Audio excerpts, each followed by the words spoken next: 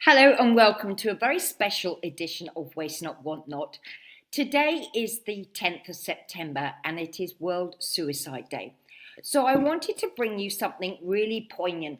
Today's episode is all about suicide. So if you've got some ears around you that you'd rather not be listening, then I advise you to put your headphones on or to listen to this later. I've had the privilege of meeting Michael Finlay, who has, in his words, been to hell and back. Part of his journey was through depression, but also suicide. It's really important his story is told because it aligns with the World Suicide Day message, which is about changing the narrative, helping us to understand and let go of stigma and to provide hope to those people who are on the brink. So Michael's story brings first-hand experience, and that I think is really important because it's so easy for us to make judgments about people outside if you've not been through it yourself. In the first part, you will hear him narrating a speech that he delivered at my speakeasy group, which really touched my heart and made me want to ask him if he would be prepared to be interviewed as well. And then I sit down and talk to him about the journey and the message he has to help people moving forward.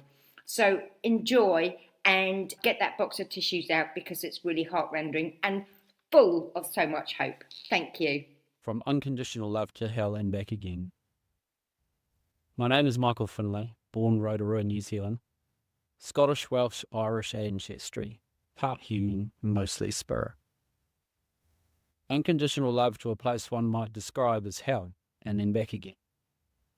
This talk is going to be pretty well a shortened version of my life. So imagine, what if we got to choose as a soul what we came down here to learn in this lifetime? What if we sit in heaven and we make a deal with God before we are born to this earth? Well, I remember making that deal, and it did come with a lot of hardship. But looking at it now, I wouldn't change a thing. What an adventure, so grateful. So there I am, sitting in heaven on a cloud lounger, watching a bit of reality TV, when God appears in my midst. Michael Finlay, no more lounging around. You are to be born on the 26th of March 1962. Location, planet Earth. You have 3 weeks to let me know what you would like to learn. And remember, be very careful what you ask for that. Well, I grabbed some more cotton soft popcorn and sat eating it, contemplating my mission to Earth. 3 weeks went fast, and again God appeared. So what is it you want to learn about and experience on Earth? Well, God, I said, I want to learn about unconditional love. I want to experience a world where I'm nurtured by several women, fed grapes and massaged in a palace of wonderment, and waterfalls where life is blissful and content, and I'm at peace. I should have guessed somehow from the smirk on his face that maybe I'd made a mistake. Well, I was born to this earth on the 26th of March 1962 to the most beautiful and loving mother. Unconditional love poured over me, into me. My mother played piano to me while I slept in my crib. She loved my dimples and white blonde hair. I got to experience this bliss for 4 years, and then she died.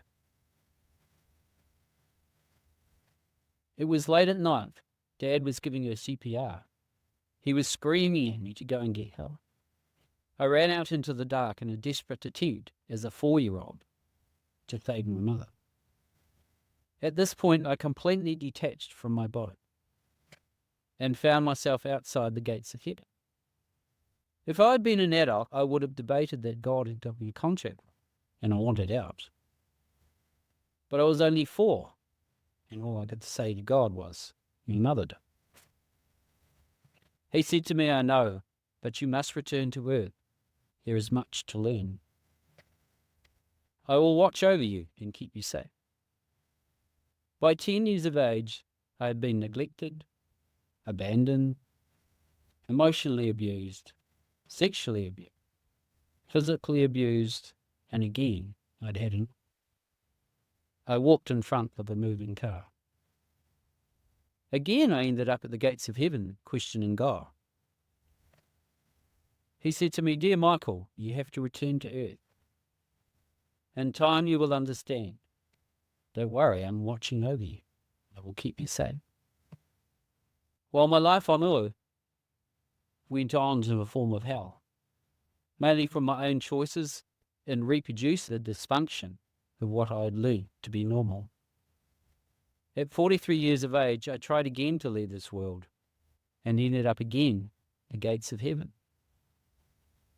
But this time I was an adult and I was going to tell God just what I thought. I said to him, "God, I remember choosing to learn about unconditional love, and yet apart from the first 4 years of my life, it has been utter hell." God said, "So Michael, to learn about unconditional love, firstly, you have to learn what it isn't. Then and only then will you have a comparison. There will be no more abuse. From now on, you are protected. Go back to earth and heal. You have a lot of work to do." So over the last 20-odd years, I've gone on a journey of healing. I've been through the system with its diagnosis. I've been through therapy, retreats, self-medication, self-meditation. And what I've found is there is nothing external. There's nothing external that relieved me of my internal emotion. I had to go inward. I had to learn to give myself unconditional love. It takes bravery and courage to delve into that place that is not conditioned by society, to go beyond humans' judgments, assumptions, perceptions, to find that personal space of authenticity, that place of stillness, where none of that toxic gossip, manipulation, ego, fear controls your mind and your behaviors and your personal self-esteem. When none of that matters, that is when you have found peace, stillness, and freedom. Freedom to be utterly and completely beyond any definition yourself, your soul essence, me, the I am. In completing this journey to consciousness, it has catapulted me to now see my purpose. I'm here to educate, to express, to actively bring awareness to a silent killer that has been left unvoiced for so long it is now an epidemic. The word suicide brings fear to people because it is an unknown to when it will strike again. So it is put in that place where nothing is said. All the horrible things that were done to me by humans was not the reason I chose suicide. The real reason for choosing the outcome of suicide is anxiety, which leads to depression. Depression is a stealth disease. I was 43 years old before I was even diagnosed with it. I thought everyone woke up and battled the urge to leave this world. Depression is insidious. It sneaks in so slowly you don't realize you have it until it is too late. The other part to that is you also have no understanding of what it is or how it operates. It utterly destroys self-love. It takes you to a place where you are completely frozen in fear. Every bit of your energy is consumed in battling our strong human will to live. I have found my journey both fascinating and humbling. I have experienced an array of trauma and abuse, and now I can bring unconditional love to the world. I can bring healing simply with the words, "I understand. I will walk with you on your journey." One journey has ended and a new one has begun. Unconditional love to hell and back. So I will end this speech with the slightly altered words of Arnold Schwarzenegger. I am back. So to continue into my second speech I wrote, which is called The Journey Back. I'm back. Two simple words, and yet a very bold statement, which also raises the question, back from where? My first speech, From Unconditional Love to Hell and Back, referenced back from hell. The 4-year-old boy who had up to that point, before his mother's sudden death, felt safe, felt loved, felt protected, was now completely alone and completely fractured. He was thrown into the world with only the learning from his mother. Give love and you will be loved in return. So he picked himself up, wisdom in hand, and set off to love the world. With innocence of child and all-consuming abandonment anxiety, the clear vision to see other people's pain, and a peanut butter sandwich, his journey had begun. He gave love where it wasn't wanted, and he was beaten.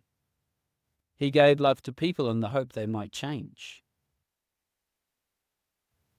But they never changed.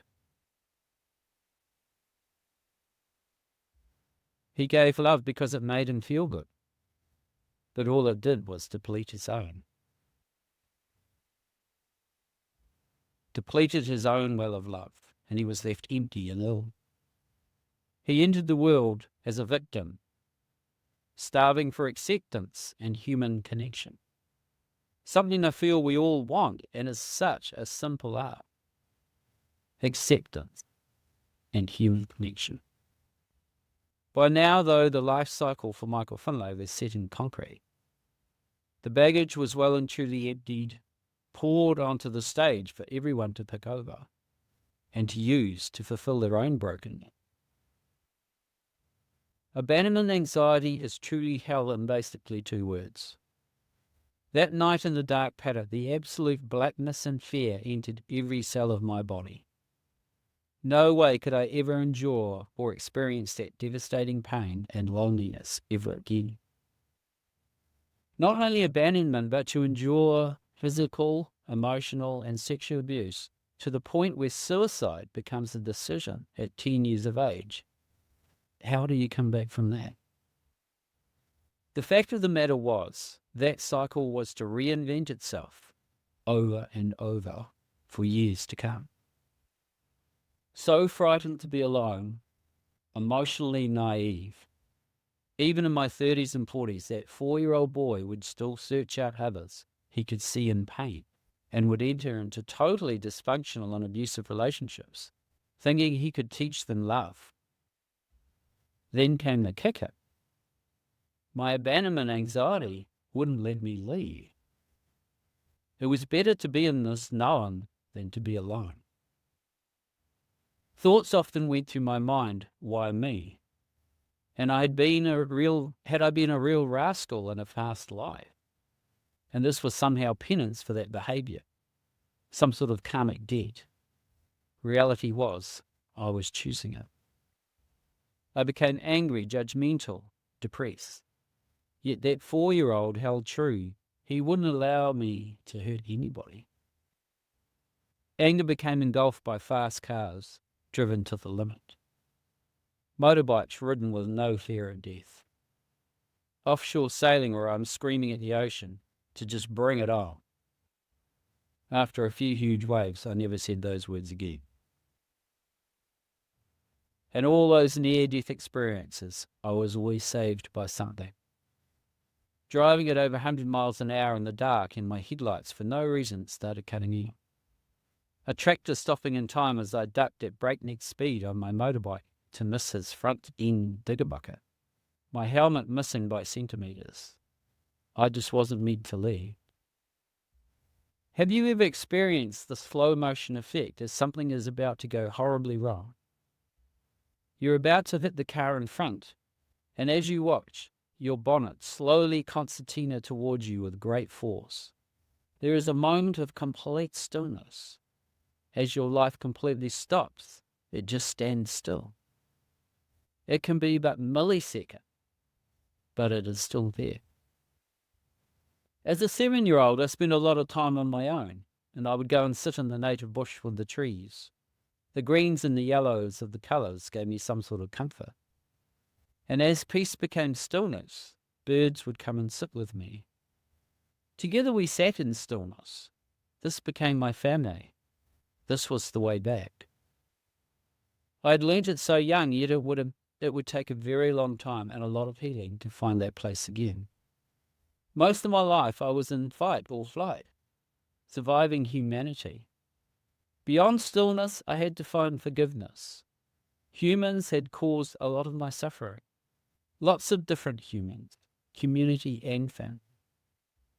When I say to people we are all accountable for suicide, I often see a look of shock on their faces, as though I am accusing them of something.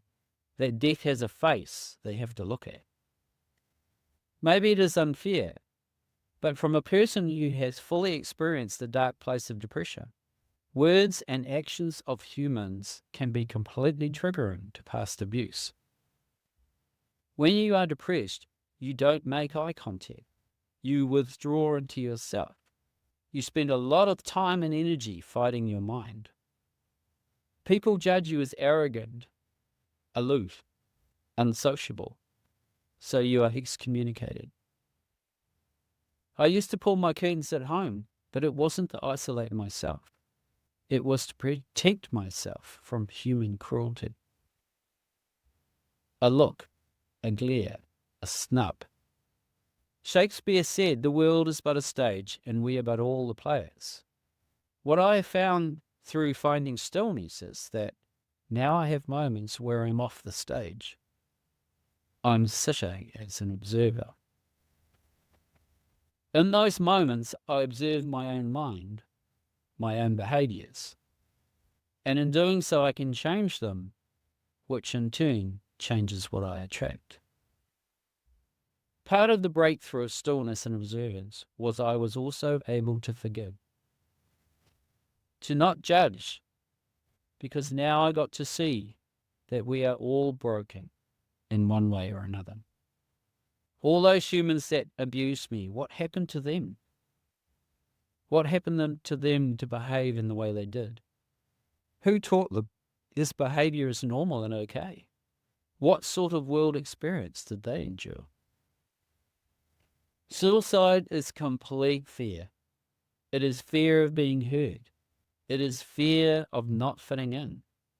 It is fear of being alone.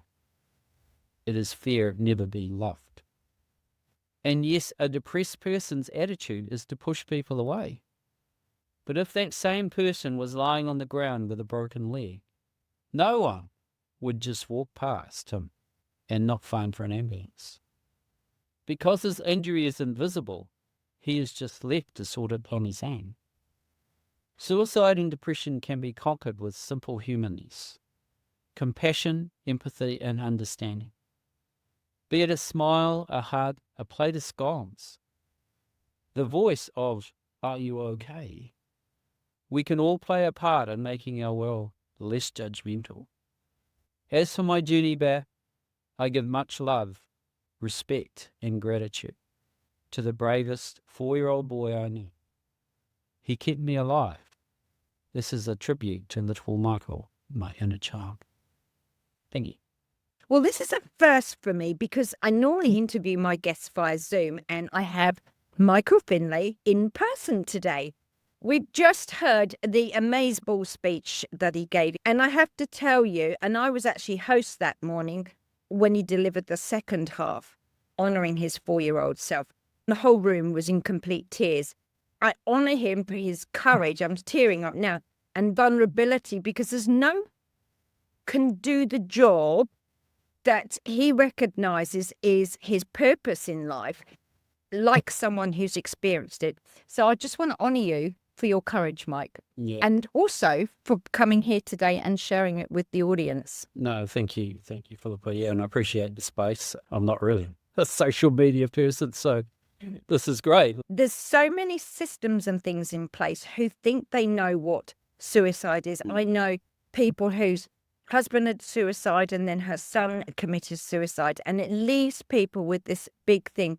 But someone who has been through it, not once, but 3 times like yourself, can only tell us how it really, really feels, how desperately dark and fearsome It is. And it's that abandonment. We got glimpses of what it was. What is it that helped you hold on between the ages of 4 and 43 when you came back to now, which you're the tender age of 63? Well, I said it towards the end of that second speech. I said it was my 4-year-old. And I do think that just because I didn't experience that unconditional love with my mother, I knew it was there. And I knew I was on a mission to find it, if you know what I mean. I went into the system, I was in respite care, and I was diagnosed with several different sets of diagnosis.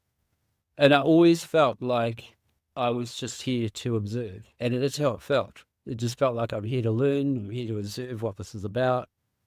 I was put on medication and I went through the trauma of not being looked after and followed afterwards.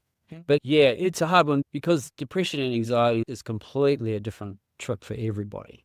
Like it's specifically going into it and coming out of it is very much a personal thing. And that's where the system breaks down because the system's based on statistics. And they go, well, 70% of people are reacting well to this, so we'll give it to them, which is all nothing. It's all they can do because it's so big. This is an epidemic. You go to a doctor and he's already dealing with the health system, which is growing bigger and bigger because all the baby boomers are getting old. And then someone walks in and says, oh, I want to take my life. And he gives you a pill. He can't do anything else. He hasn't got time. And so, to me, it's community that needs to start taking responsibility. It's interesting because the other thing that you mentioned was that self-love thing, which was at the core of it. But community is at the core and that connection. Because I was going to ask you, when you were in the system, although they were there kind of physically and doing the best they could with what they knew, did you really feel any connection or understanding as to where you were? Was anybody really listening to what was going on for you? They're too overwhelmed. Right. There's just too many. Like I was in respite care, which is supposed to be a safe place, and the police dropped off a schizophrenic off his pills, and our life was threatened. He wanted to beat me up. And the house parents wanted to take me to church and reform me into Christian. Everyone had their places and what they thought was best. And when you've been abused, a lot of that abuse is out of your control. And to have people start trying to control you again, it's not how it works. So do you have a solution? Are you talking community? If I was to give you the magic wand, what would your solution, or how could we get the ball rolling, really? That's a huge question. I often have dreams of building a centre where there's several little cottages on the land and people can just go and sit. And, because I spoke about stillness in my speeches.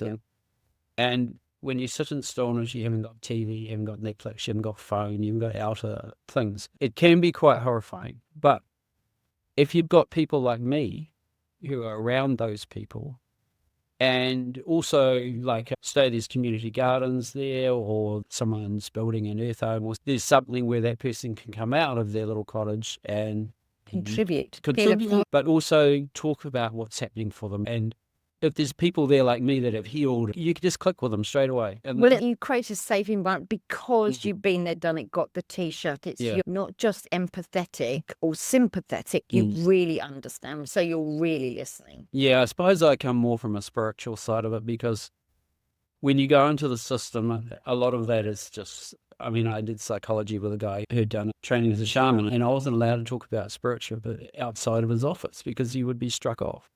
And really? Yeah.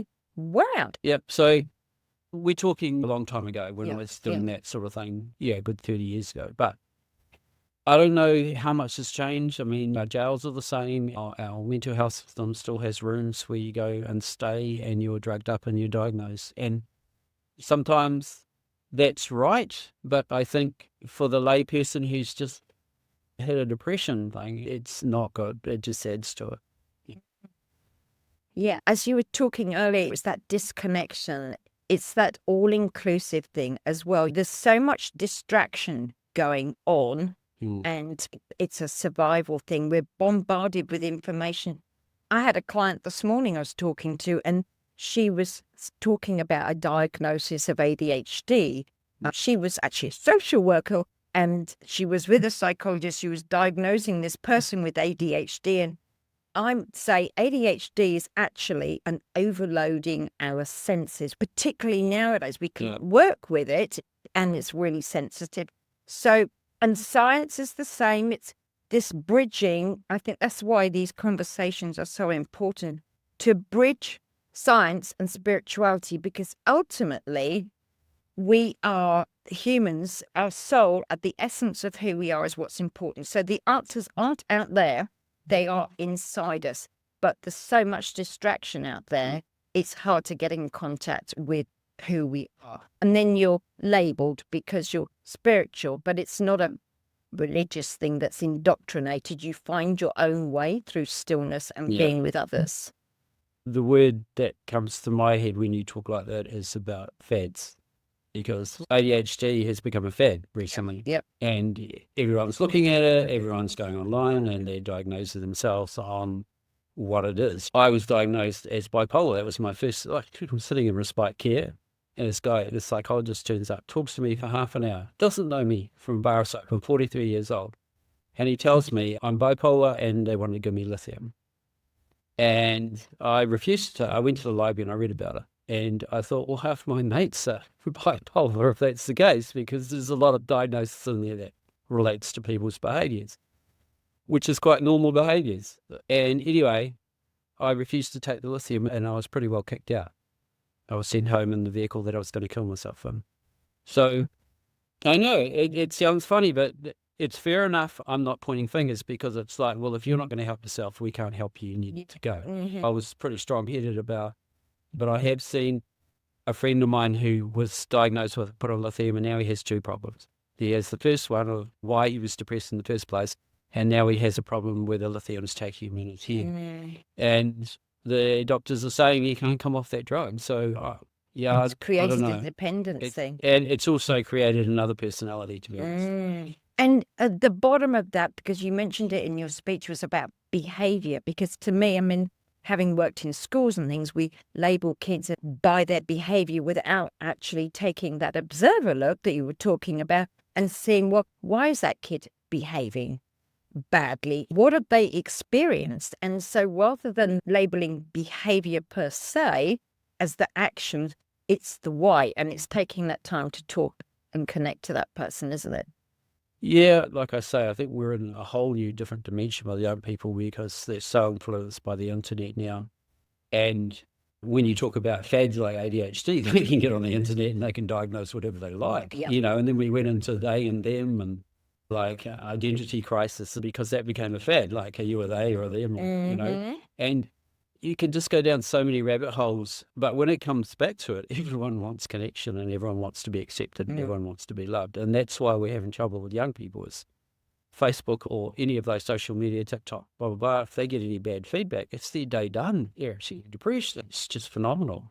But as you said, it's a collective responsibility. But from what my understanding is, that people don't understand the repercussions of just writing a few insipid words that are really going to impact somebody. Yeah, and like I often, people text me and I'm in a conversation with them and I say, look, can I talk to you on the phone? Because texts and words can be taken in so many different, you know, seeing someone's face or seeing their expression or hearing the expression in their voice. You can read anything into text. And someone may just put a comment on Facebook, but that person who's already down will take it completely the wrong way. And that's what happens. When you're depressed, everyone's the enemy. Everyone's the enemy.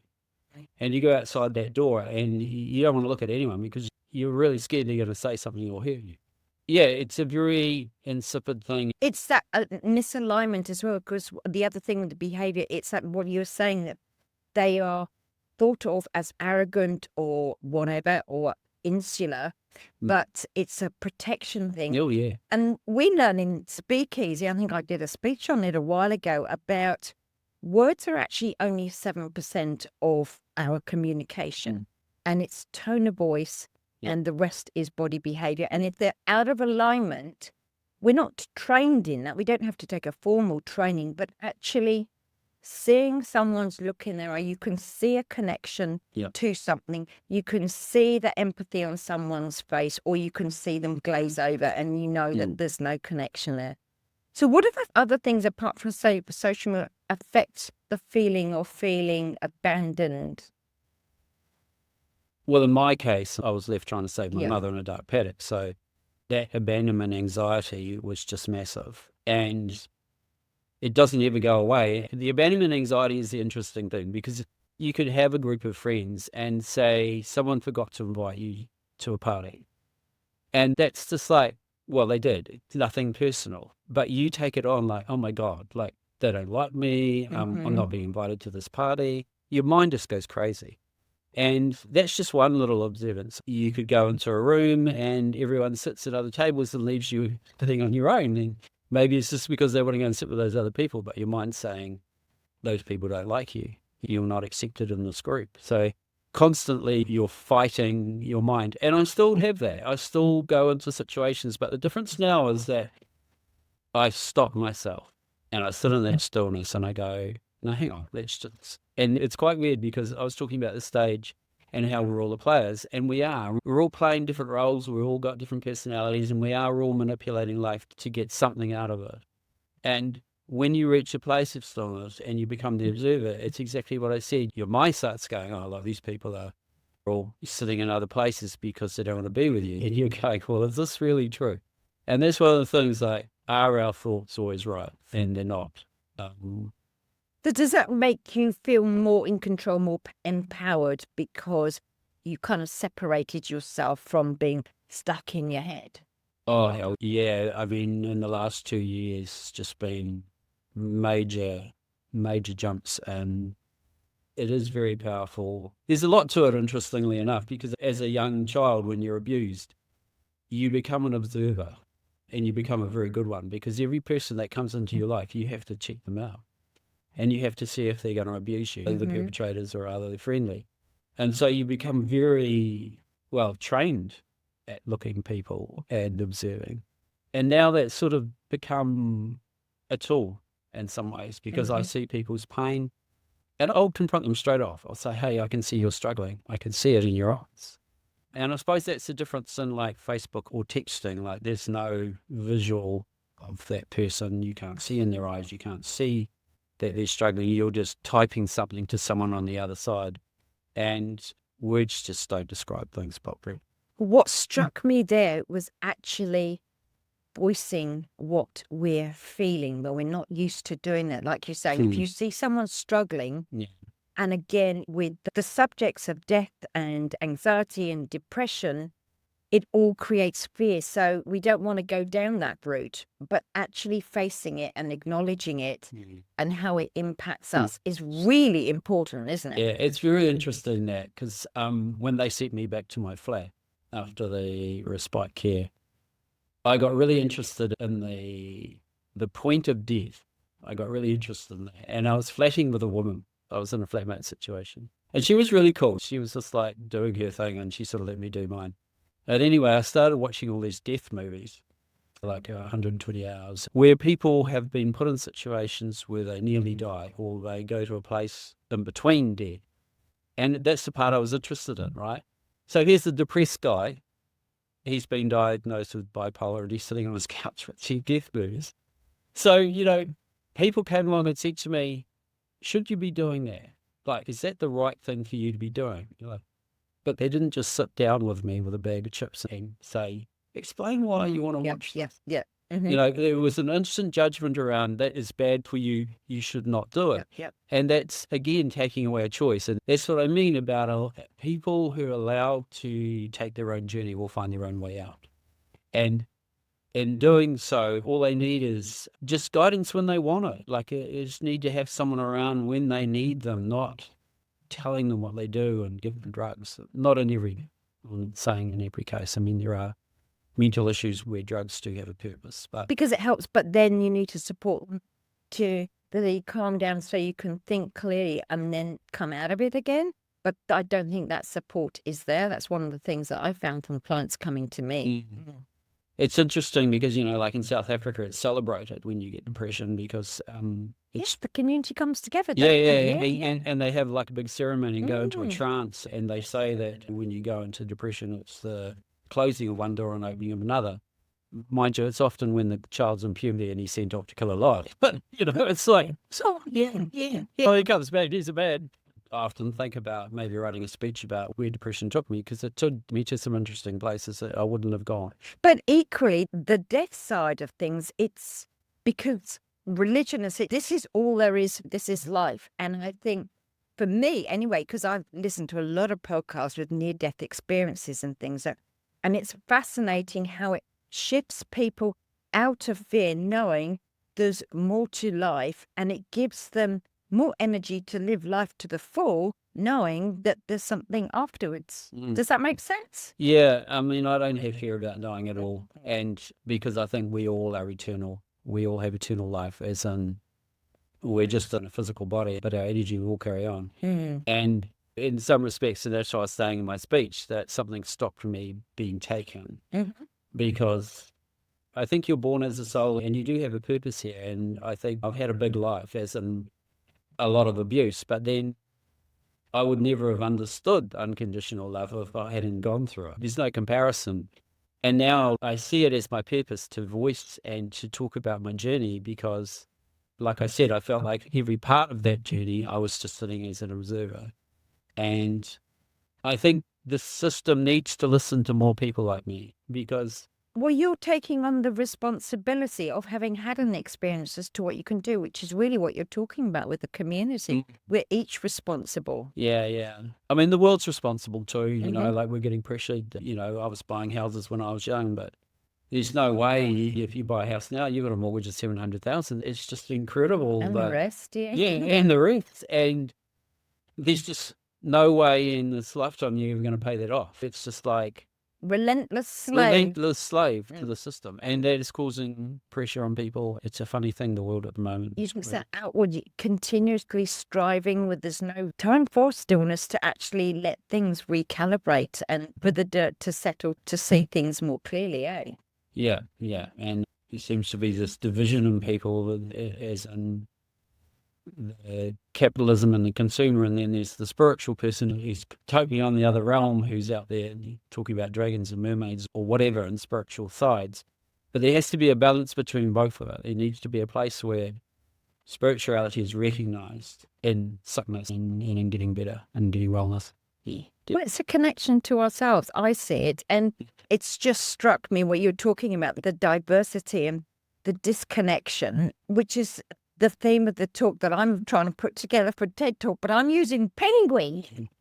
Where do penguins sit? It's the community.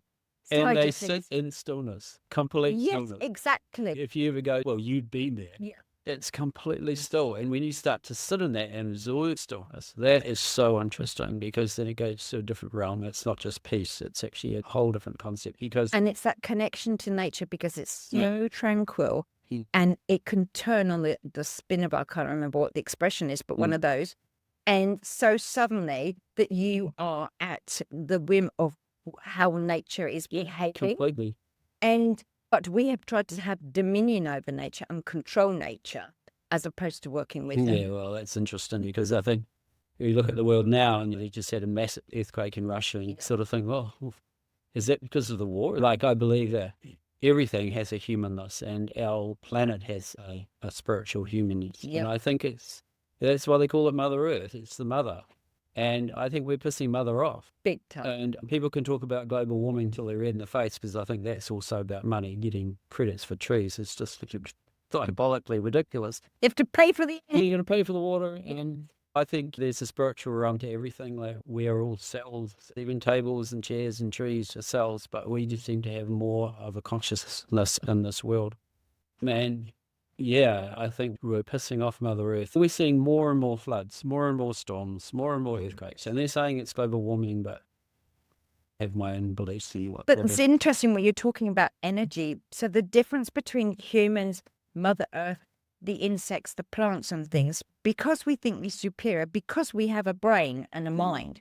So we think we can outthink and outsmart what happens naturally. And it was your mind that dragged you down into that situation. Oh, definitely. And it's your mind, your ability, the things you've acquired to help create space and let go of it. Yeah. Yeah, it has. It's definitely a mind war, depression, but then it's where you're born into. And if you're born into Gaza, I mean, how do you deal with that? Yeah. You know, that is just going to go on and on for years. And talking of Gaza, just before you, there was a post from Miriam Margot, but she's very outspoken. And somebody was asking her what's pissing her off at the moment. And she feels really sad about Gaza being a Jewish woman. And you look at the way Hitler and the way all that's happened in the world. We haven't learned, as we haven't from wars. It doesn't solve anything. And again, she's talking about compassion and empathy. We're fellow humans. We need to come together. Well, you know, New Zealand was, per capita of people, we sent the most people into World War II. Really? Yeah. And I think we're still recovering from that trauma, especially men. That's what men have a lot of trouble.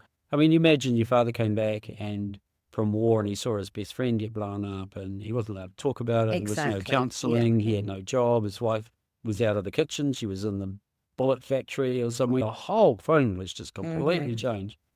And that is what I call subliminal learning was taught to men, that you don't speak about your feelings. Yeah. I see it a lot better. I see young fathers now are fully involved with their family and their children, which is amazing. And men are interesting. Like, I've run men's groups, and what I've found is, like, telling my story of how horrific things were for me as a young person. It gave everybody in the group permission to speak theirs. And I noticed with men is sometimes they just need to speak it. I remember one young guy, and he came to one of our men's groups, and I said my story, and we got round to him, and he had a horrific life. I mean, he'd grown up in England, and he lived on the streets at 12 because his mother was a crackhead, and his father had left at 2 years old. And here he was married with a couple of kids, and he was really happy, but all that stuff was still sitting there. And he voiced it in our group. And before he even started talking, he said, I didn't realize we were going to be talking like this, but this is what's happened to me. And I went up to him afterwards and I just looked him in the eye and I said, I so respect you because I know how much courage it took to come back from that. And I gave him a hug and he just burst into tears and he didn't come back. He didn't need to. He'd done it. That was it. It was so simple. Just the basic human connection, basic human understanding of where he'd been. And yeah, it can be quite simple. It was years ago I saw this thing done in the prison where they asked these questions, who's been abused and all these really awful situations for those prisoners to take a step forward. And every single one had experienced something that had impacted them and their behaviour, and it was a striving for. And it's not surprising. And again, it goes back to your speech and how you behave outwardly is how you've been impacted, and it needs that understanding and to be able to voice it, particularly for men. But the other side of it is the anger that you also mentioned in your speech as well, because that is really frustrating. So how did you manage that one, and where did that come from? Well, that was a lot of the depression, to be honest, was that our 4-year-old wouldn't allow us to hurt other people because we'd experienced unconditional love from our mother. So we would take it inwardly and we would beat ourselves up. Wow. Yeah, you're not good enough. And then I'd get on a motorbike and just get that anger out. But I'll probably endanger people doing that. It's a very funny world being depressed. But the thing is, on a spiritual realm, you're actually attracting the same thing again and again and again. Yeah, that's the way energy works, isn't it? Yeah, well, that's the thing. You're broken and you're looking at other broken people and thinking you can help them. And so you jump into relationships. And then, of course, the abandonment anxiety keeps you there because you don't want to be alone. And I've had to live with how that's affected my children. And I can't pull that time back. Yeah, that's something that is part of the process of coming right. So, yeah, it's a very intricate and delicate situation, but you did the best you could at the time with what you knew. And again, this moves on to forgiveness, which was another thing. It's forgiving yourself, because hindsight's marvelous. We could do things differently with hindsight.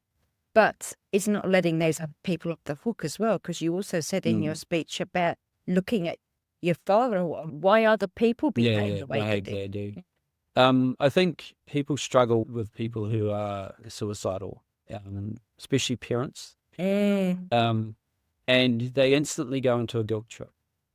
And they go, oh, I haven't been a good enough parent. And often if there's a young person involved and they're depressed, they'll be saying these things to their child. Like, oh, what have we done wrong? We thought we were doing the best. You're laying your crap on them. Yep. You're dumping your shit. And that person has already got enough. He's at his wit's end. They don't need to hear what it's creating, because that's just going to add more stress to their lives. They just need a hug, and they need to be listened to. And sometimes there's a lot in doing nothing. There's a lot in just being around that person, and you say to them, would you like some food? When you're depressed, you don't like to eat. And you go, no, I'm not hungry. And then the parent go, you've got to eat. It's a parent thing, but you're putting pressure on the other person again. And probably the best thing is to say nothing. Go and cook some hot bread and make some coffee, and that smell will get that guy eating. And often it's in those actions, or it's make some soup and go, hey, I've made some soup, I'll leave it here when you're hungry later. It's about just being there, but not overriding that person's place, because they're already at the point where they can't take any more. So, And again, that's the overload of emotions. I can remember it was a friend who had lost a son through suicide, but what she was saying is her best friends came out and did exactly that. There was no trying to console her or, automatically we come out, it will be better in time. It's like that's the last thing you need to hear or anything. But as you say, it's just that silence, that stillness, creating space for them to be emotional, but just being practical and allowing it. Yeah, phenomenal. yeah, and offering support, like my phone's on 24/7, like just ring it whenever, yeah, it's a very complex situation, and it's very hard to go and blame the system that's just overwhelmed and collapsing because of that. And I think all those people that are out there that are trying to do the best they can, whether they're psychologists or doctors or pharmaceutical companies, we won't even go there. Everyone's trying to do something, but the population needs to get behind looking after these people, not putting them in white rooms and saying you're this or you're that. It's just a matter of love, to be honest, and love and connection, and we all want it. It's an interesting path.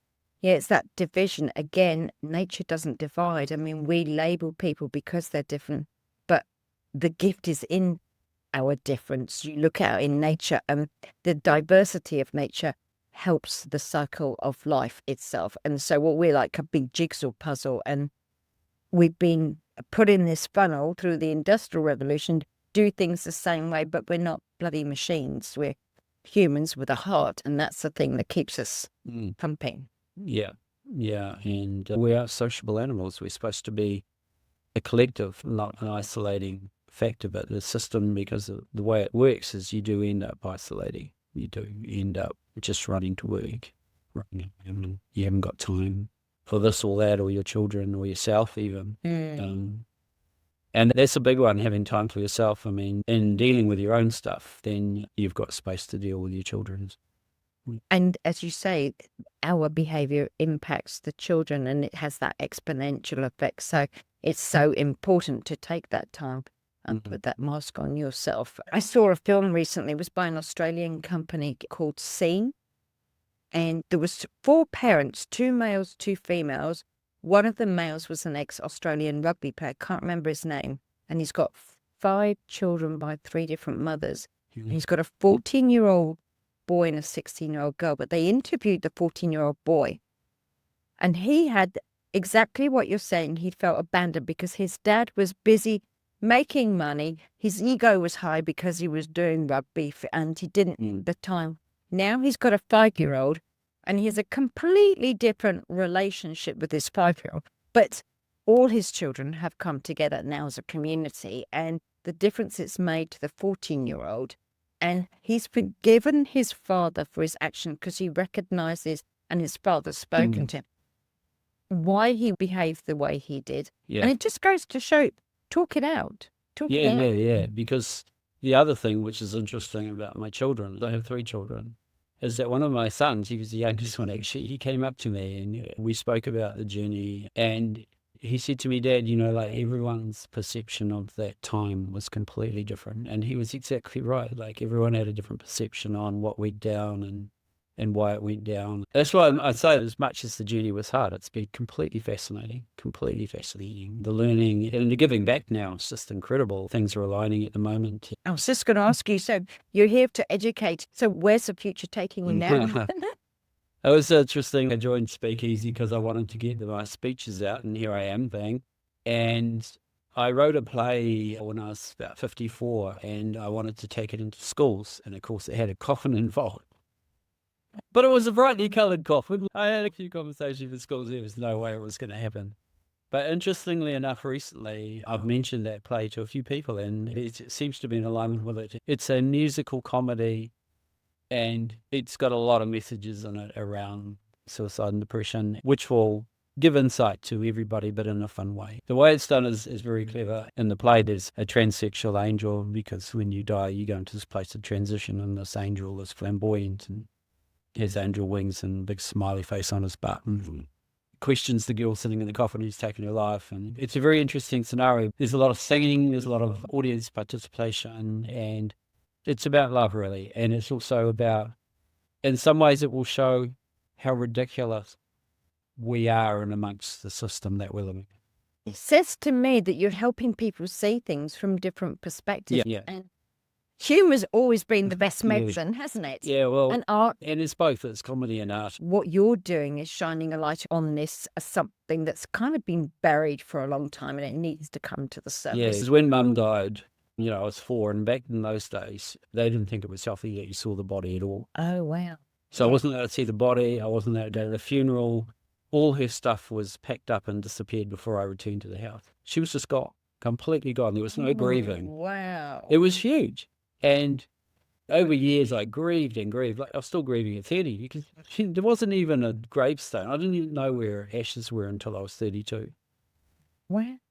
And I went through a process of that is so hard. I so admire Maori Tangi, because it's like 3 days you've got to spend with that person and talk to them and do that grieving.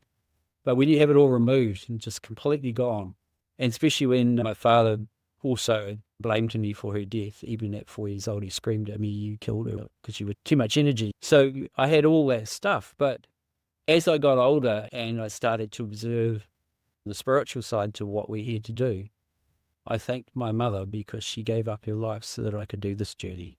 That's so scrumptious.